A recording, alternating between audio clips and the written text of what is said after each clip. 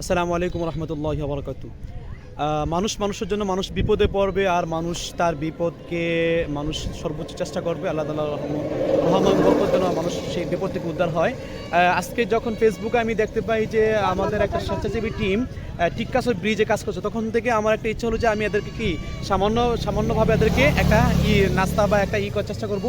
ঠিক ওই থেকে কিন্তু আমি অ্যাকচুয়ালি বের হয়েছি। আপনারা দেখেন বর্তমানে গোমতী নদীর এই যে পানির যে আমি যদি আপনাদেরকে একটু দেখাই যে গত বছর কিন্তু পানি হয়েছে, কিন্তু গত বছরের তুলনায় কিন্তু এই বছর তুলনামূলক অনেকটাই বেশি পানি হয়েছে এবং অনেক ঘর বাড়ি অ্যাকচুয়ালি গোলাবাড়ি থেকে নিয়ে একদম পালপাড়া ব্রিজ পর্যন্ত আমি নদীর এপার দিয়ে অর্থাৎ পশ্চিম পাশ দিয়ে যখন গেলাম, এখানে একাধিক মসজিদের ভিতরে পানি চলে আসছে এবং আপনার কয়েকটা মন্দিরও দেখেছি যে ওগুলো মন্দির